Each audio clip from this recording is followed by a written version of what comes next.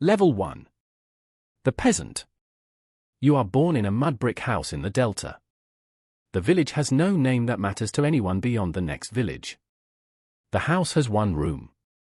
The roof is palm fronds and reed mats. When the wind blows, sand gets into everything. Your food. Your eyes. Your throat. You learn to ignore it. Your father works the land. He is a serf bound to the estate of a nobleman you will never see. The land belongs to the temple. The temple belongs to the gods. The gods belong to Pharaoh. Your father belongs to all of them. You will too. You have 3 sisters and a brother who died before his first flood season. Your mother does not speak his name. In Egypt, to speak the name of the dead keeps them from the afterlife. She buried him in the sand behind the house. There was no priest. No ritual. The poor do not get eternity. They get forgotten. You eat bread and onions. Sometimes fish from the canal. The bread is coarse and full of sand from the grinding stones. Your teeth wear down before you are grown. Everyone's teeth wear down. Old people have stumps. They gum their food and die young. 30 is old. 40 is ancient. You do not expect to see 40. You work from the time you can walk. You carry water from the canal in clay jars. You chase birds from the grain fields. You pick lice from your sister's hair. You gather dung for fuel. This is childhood. There is no play. There is only work and hunger and the hope that the Nile will flood. The flood is everything. When the waters rise, the fields are fed. When they recede, you plant. When the harvest comes, you eat. If the flood is low, the planting fails. If the planting fails, people starve. You have seen starvation. Swollen bellies. Hollow eyes. Bodies left for the jackals. The gods are not kind. They are simply gods. The tax collectors come after every harvest. They measure the grain with rods and ropes. They take Pharaoh's share before you take yours. If the harvest is poor, they take anyway. If you cannot pay, they beat your father. You watch once. You do not cry. Crying changes nothing. The overseer comes and takes men for corvée labor. The king is building a temple. Every village must send men. Your father is taken. He is gone for 4 months. He returns thinner. His back is scarred from the whip. He does not speak of it. You learn that service to Pharaoh is not an honor. It is a tax paid in flesh. You learn to write your name in the dust with a stick. A traveling scribe sees you. He is old and missing 2 fingers. He asks if you want to learn the sacred signs. You say yes. You do not know what it means. You just know that scribes do not bend in the fields. Their backs stay straight. Their hands stay soft. The scribe speaks to your father. Your father cannot pay for teaching. The scribe offers to take you as a servant. You will fetch and carry. In exchange, he will teach you the hieratic script. Your father agrees. You are 9 years old. You leave the village with a man you do not know. Your mother watches from the door. She does not wave. You do not look back. Level 2. The scribe's apprentice. You are 10 years old in the city of Memphis. The city is larger than anything you imagined. Buildings made of stone. Streets filled with people who do not look like you. Nubians and Libyans and Asiatics. The noise is constant. Merchants and animals and the sound of construction. You have never heard silence this loud. The scribe's name is Amenhotep.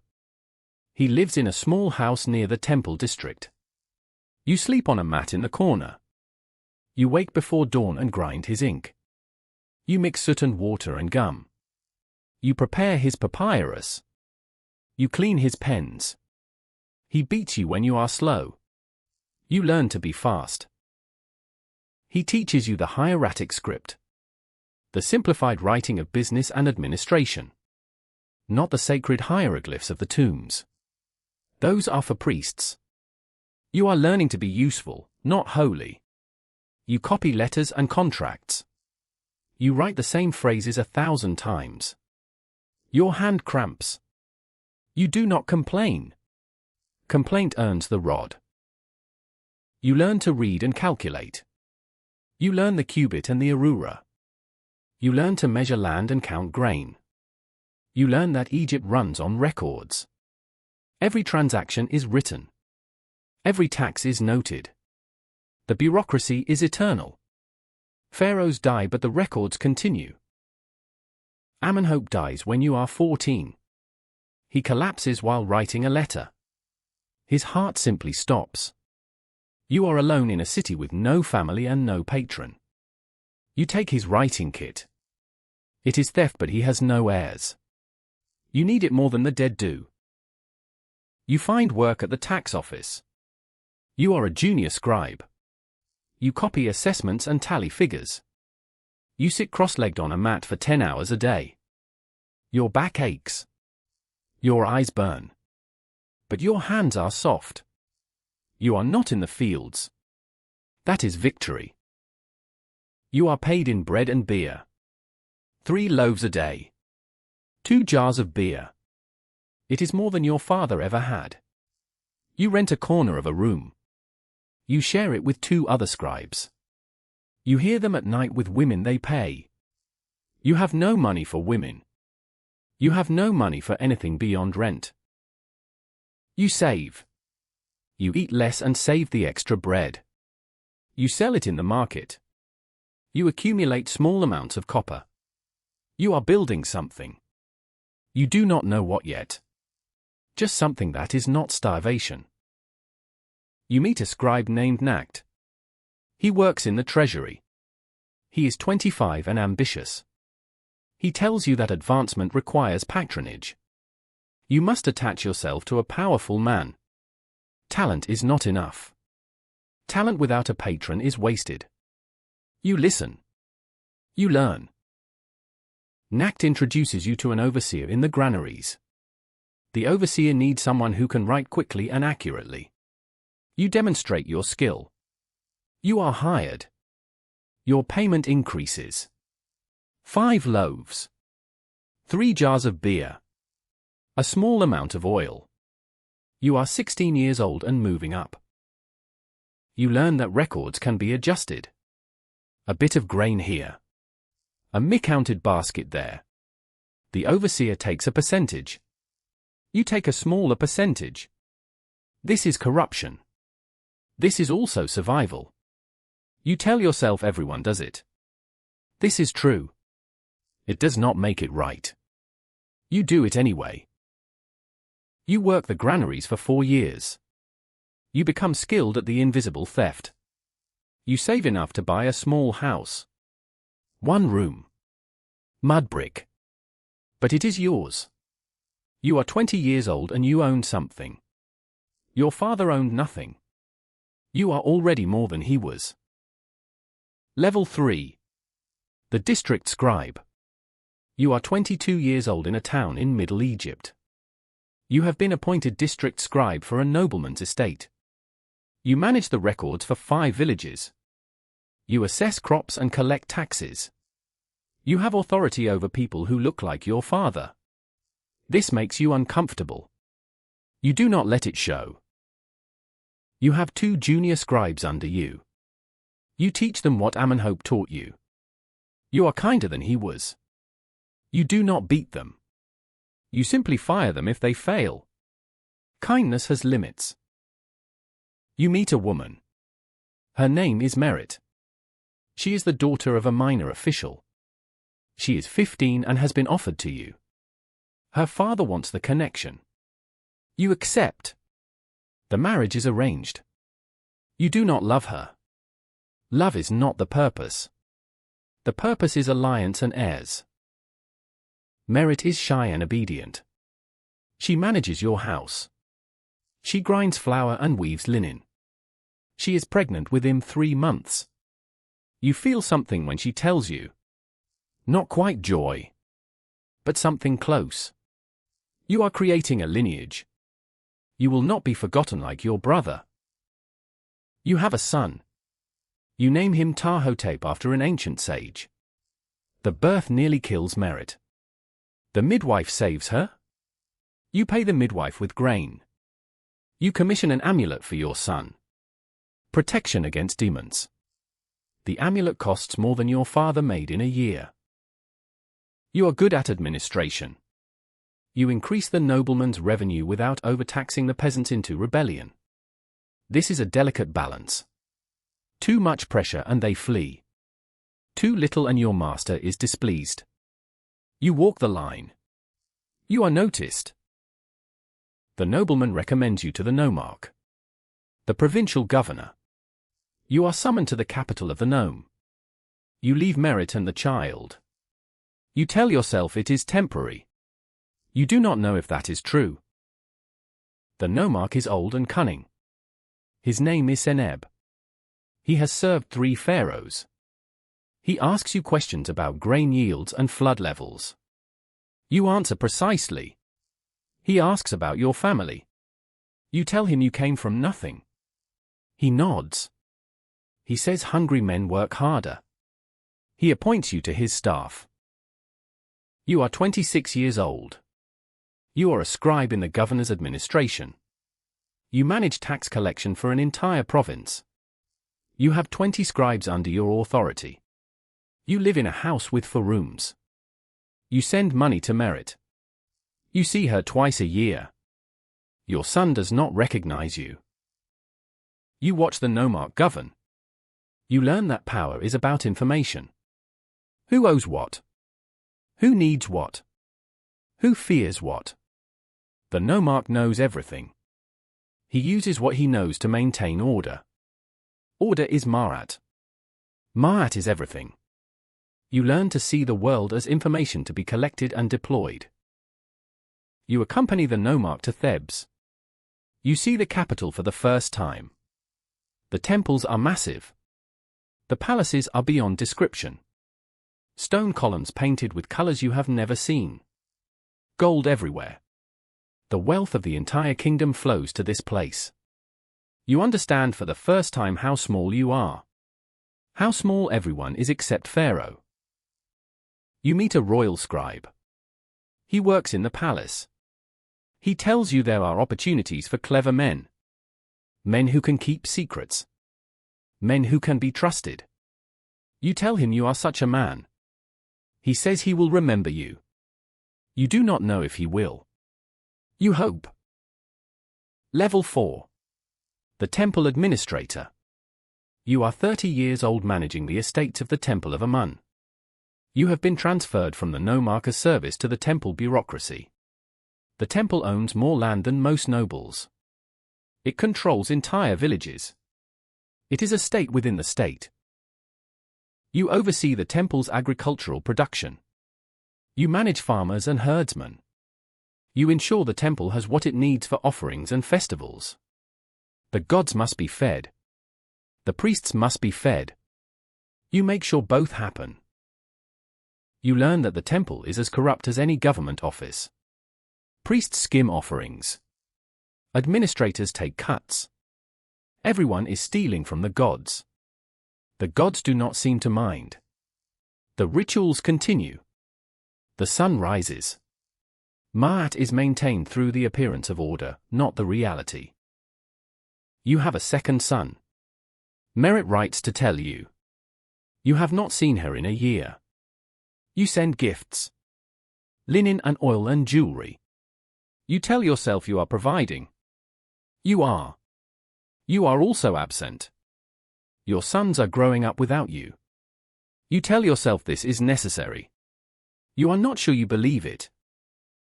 You are initiated into the outer circles of the priesthood. You are not a ritual priest. You cannot enter the inner sanctum. But you are part of the temple hierarchy. You shave your head. You wear white linen. You purify yourself in the sacred lake. You become clean in the eyes of the gods. You do not feel clean. You manage a labor dispute. Tomb workers have stopped work. They have not been paid in 2 months. The royal treasury is empty. A military campaign drained the funds. The workers are starving. They refuse to work. You are sent to resolve it. You negotiate. You promise payment from temple stores. You give them grain on credit against future royal payments. The workers return. The crisis is averted. The vizier hears of this. You are summoned to the palace. The vizier is named Rekhmire. He is the most powerful man in Egypt after Pharaoh. He sits in the hall of audience and listens to your report. You speak clearly and briefly. He asks 3 questions. You answer precisely. He dismisses you. You think you failed. 2 weeks later you are appointed deputy overseer of the royal works. You will help manage the construction of Pharaoh's mortuary temple. You are moving into the royal administration. You are 32 years old. You have climbed from the mud to the palace. Merit dies. A fever. It happens quickly. You are in Thebes when you receive word. You return for the funeral. Your sons are 7 and 3. They cling to you. You barely know them. You hire a woman to care for them. You return to Thebes. The work cannot wait. You stand at Merit's tomb. It is small but proper. You paid for the mummification. She will have eternity. You commission prayers and offerings. Her name will be spoken. She will live in the field of reeds. You tell yourself this matters. You are not sure it does. The dead are gone. The living must continue. Level 5. The Overseer of Royal Works. You are 35 years old standing in the desert west of Thebes. You oversee 10,000 workers building Pharaoh's tomb. The tomb is carved into the cliff face. It will have chambers and corridors and halls. It will house Pharaoh's body for eternity. It is your responsibility to complete it before he dies. You manage engineers and stonecutters and painters. You coordinate with the priesthood and the treasury. You requisition copper tools and gold leaf and lapis lazuli. You are spending the wealth of a nation on a hole in the ground. This is Egypt. The tomb is more important than the living. You live on site. You have a house of mud brick near the workers' village. You wake before dawn and walk the construction. You check measurements and quality. You are exacting. Pharaoh's eternity depends on precision. Yours does too. If the tomb fails, you fail. You learn the workers are stealing. They take tools and supplies. They sell them in the village. You execute 3 men as examples. You do not feel good about it. You do not feel bad. You feel nothing. They broke Ma'at. Ma'at must be restored. The executions restore it. Your eldest son is old enough to train. You bring him to Thebes. You place him with a scribe in the treasury. He is bright and careful. He reminds you of yourself. You see him once a month. You ask about his progress. You do not ask how he feels. Feelings are irrelevant. Competence matters. You report directly to the vizier now. Rekhmire is old. He is training his successor. You are being considered. There are 3 candidates. You are the youngest. You work harder than the others. You deliver results. Results are the only language power understands. Pharaoh visits the tomb. You have never seen him. He is carried on a litter by Nubian servants. He wears the double crown. He is a living god. You prostrate yourself. Your face touches the dust. You do not look at him. To look at Pharaoh uninvited is death. He speaks. He asks how the work progresses. The vizier answers. Pharaoh asks a technical question about the burial chamber. The vizier does not know.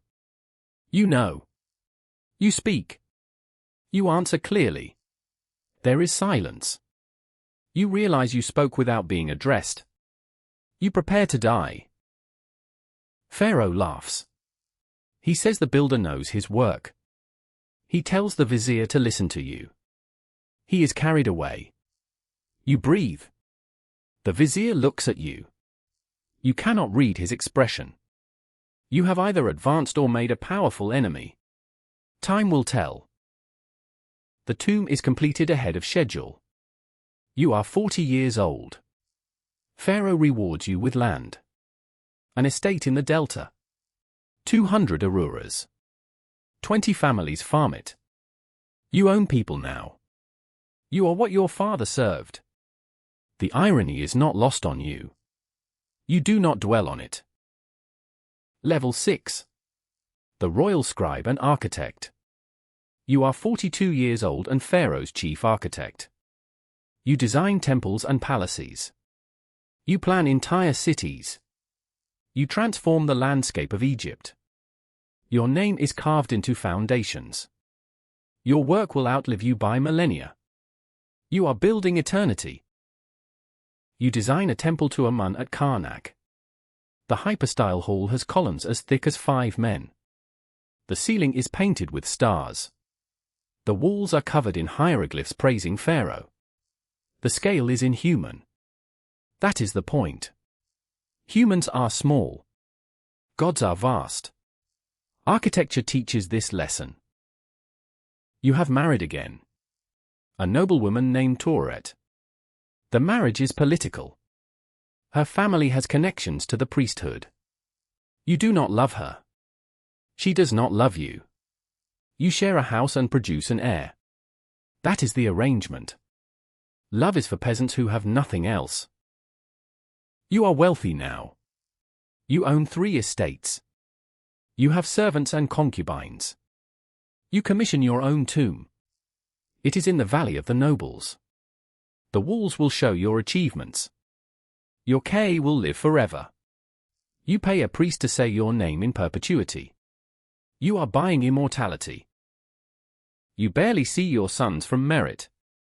They are grown. The eldest is a scribe in the treasury. The younger joined the military. You secured his commission. You have done your duty. They do not know you. You do not know them. This is the cost of ascension. The vizier dies. The position is vacant. You are among the candidates. So is the high priest of Amun. So is the overseer of the royal treasury. You are the outsider. You came from nothing. The others were born to power. You have to be better. You have always had to be better. You cultivate allies. You give gifts to influential courtiers. You ensure your projects glorify the right people. You are building a coalition. Politics at this level is architecture. You are designing your ascension the way you design temples. Every element must support the whole. Pharaoh chooses the high priest. You are passed over. You expected this. But expectation does not soften disappointment. You smile and congratulate the winner. You return to your work. You design. You build. You wait. The high priest is incompetent. He alienates the military. He mismanages a famine. Grain riots break out in Memphis. Pharaoh removes him. You are appointed vizier of Upper Egypt. You are 46 years old. You are the second most powerful man in the kingdom.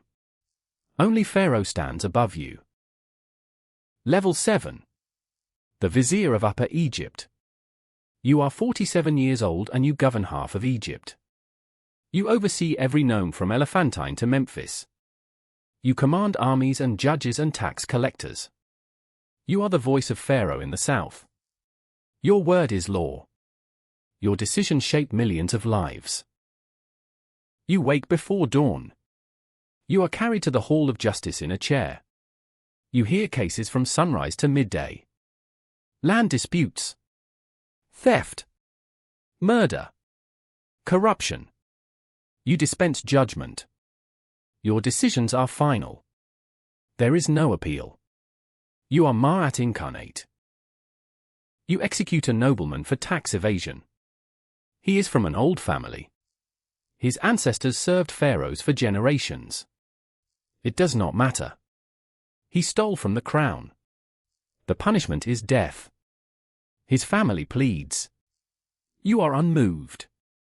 Ma'at demands balance. Theft unbalances. Death restores. You manage a Nubian rebellion. The southern tribes refuse tribute. You send the army. 3,000 soldiers. They crush the rebellion in 2 months. The survivors are enslaved. You order 100 executions. The bodies are displayed. Rebellion dies with them. You do not feel the weight of these decisions. You should. You do not.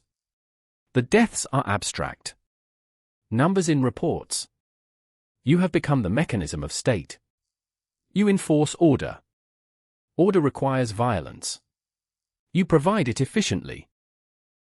Your son from Tauret disappoints you. He is lazy and dissolute.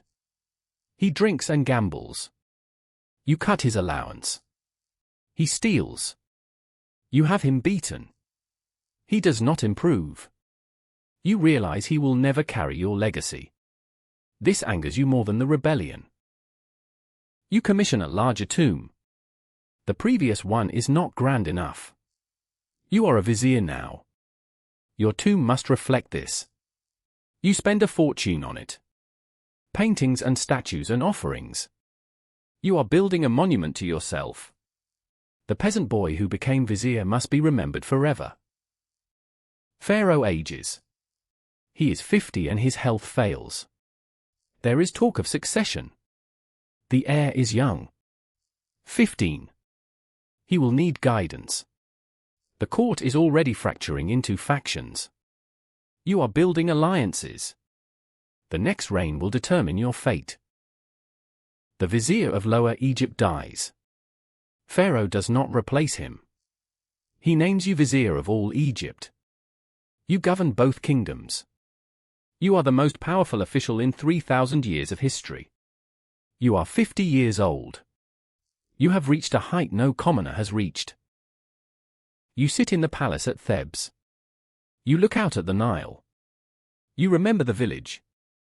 The mud house. Your father bent in the fields. You have traveled an impossible distance. You should feel pride. You feel nothing. Just the weight of administration. The endless decisions. The constant vigilance. Your brother dies. You have not seen him in 30 years. He never left the village. He died in the same mud house where you were born. You are informed by a minor official. You send money for the burial. You do not attend. You have not thought of him in decades.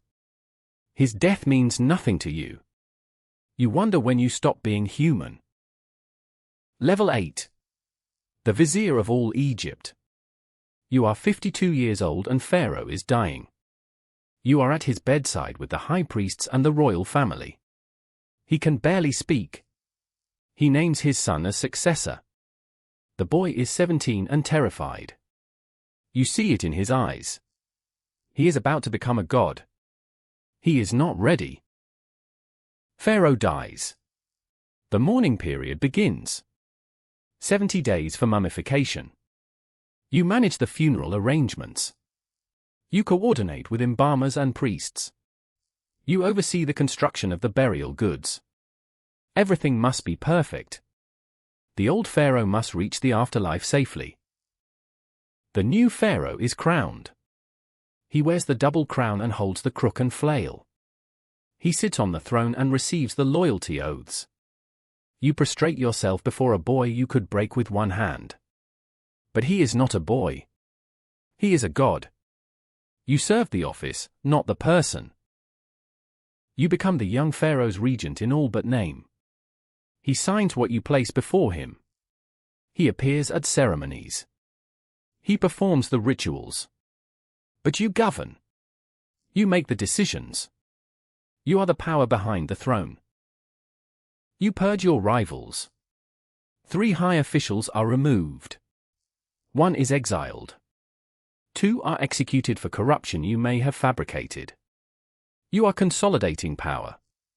The young Pharaoh does not question you. He does not know how. You raise taxes to fund a military campaign against the Hittites. The campaign is your idea. Victory will solidify the young Pharaoh's reign. And your position. The army is successful. They return with plunder and slaves.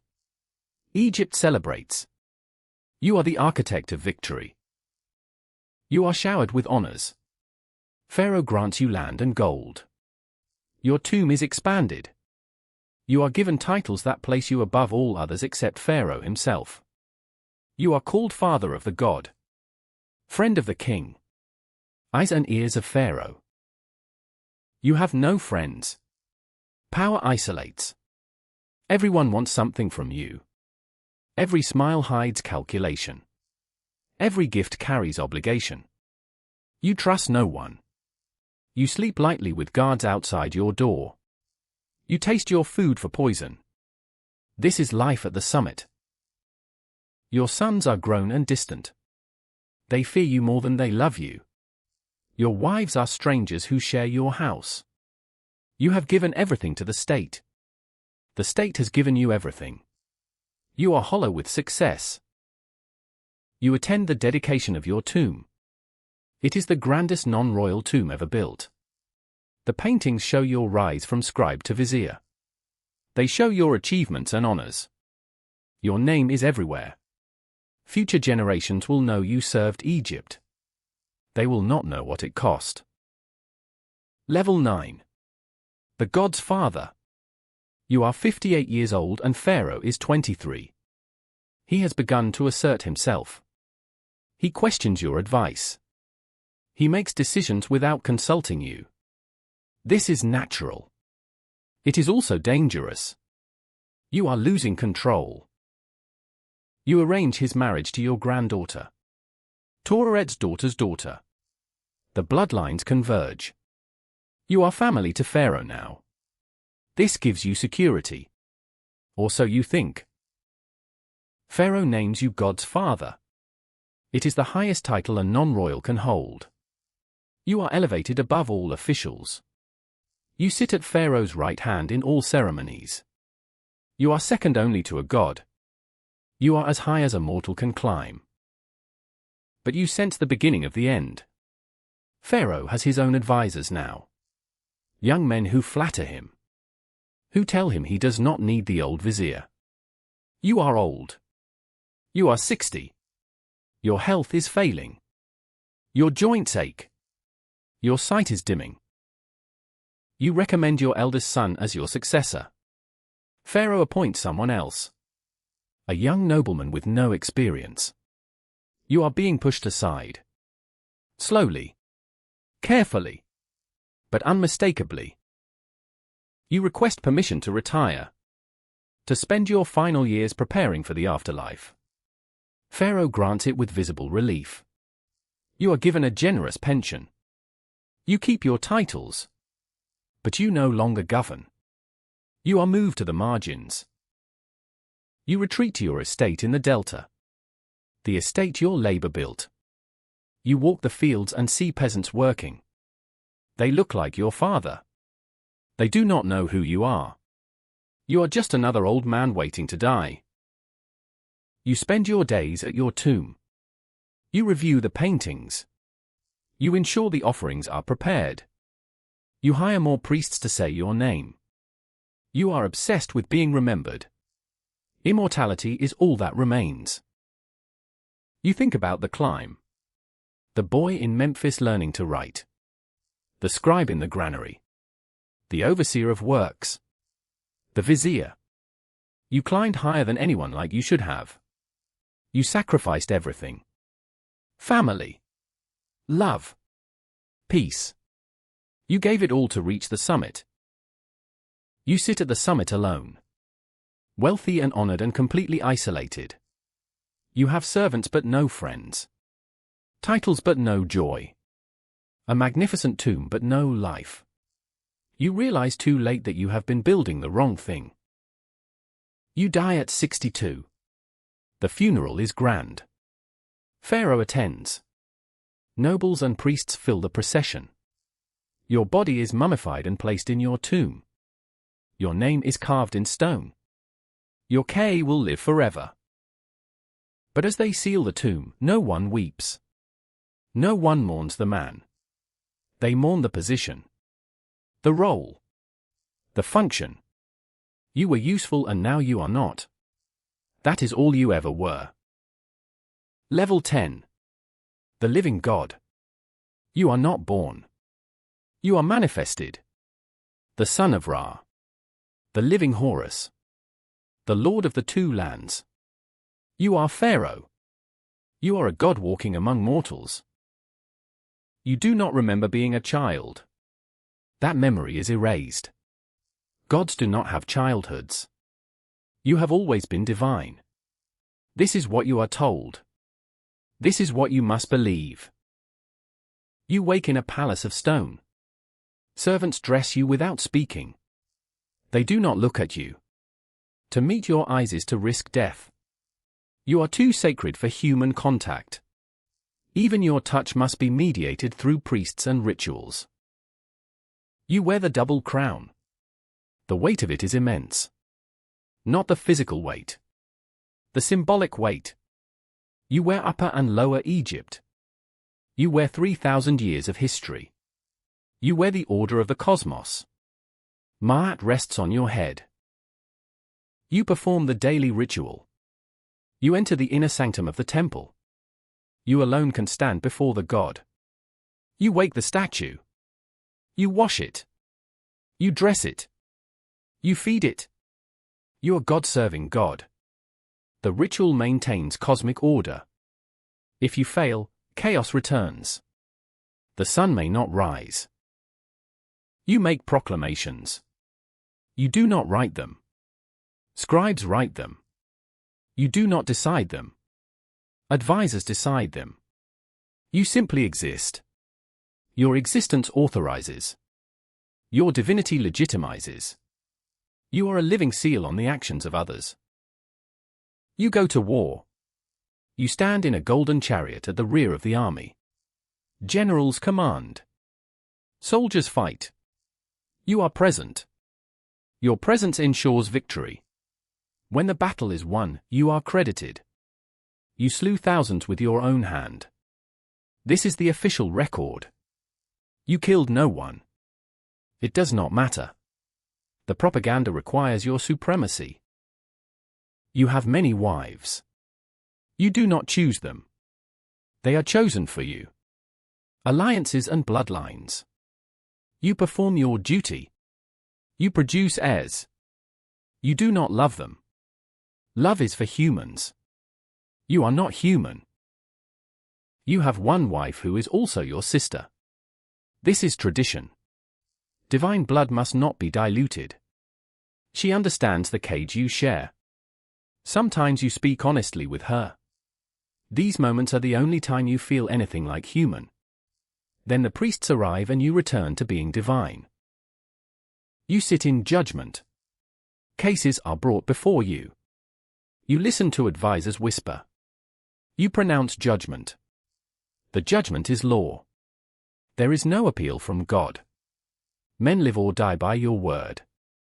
You do not know if your judgments are just.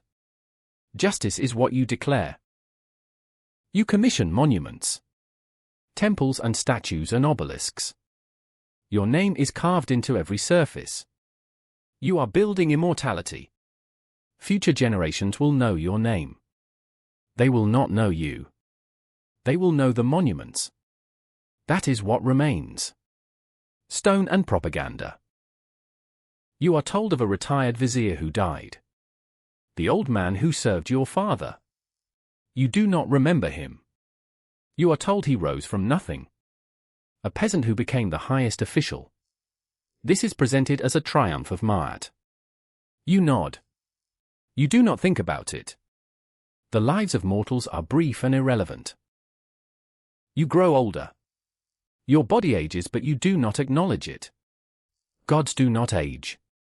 Your physicians treat you in secret. Your illnesses are state secrets. To know Pharaoh is sick is to know God is fallible. That knowledge is treason. You have reigned for 30 years. You have maintained Ma'at. The floods have come. The harvests have been good. There have been victories. You have done what is required. Egypt endures. That is the only metric that matters. You are dying. You know it. Everyone knows it. No one speaks of it. Your son is prepared. He has been trained in the rituals. He will become you. The office continues. Pharaoh does not die. Pharaoh transforms. You lie on a bed of gold. Priests chant. Incense burns. You look at the ceiling painted with stars. You have lived in a palace. You have commanded millions. You have been worshipped as a god. And you have been utterly alone. Trapped in divinity. Isolated by worship. You think, in your final moments, about the peasant boy in the delta. The child born in mud who became a god. You wonder if he would recognize what he became. You wonder if the climb was worth it. You cannot answer. You are not allowed doubt. Doubt is human. You are divine. You die. The kingdom mourns. 70 days of mummification. A tomb filled with gold. Your body preserved for eternity. Your name spoken in prayers. But you are gone. The man behind the crown. If there ever was a man. Or if the crown consumed him so long ago that nothing remained. The next Pharaoh is crowned. The cycle continues. The living God dies. The living God is reborn. Egypt endures. Somewhere in the delta, a child is born in a mud brick house. His father works the land.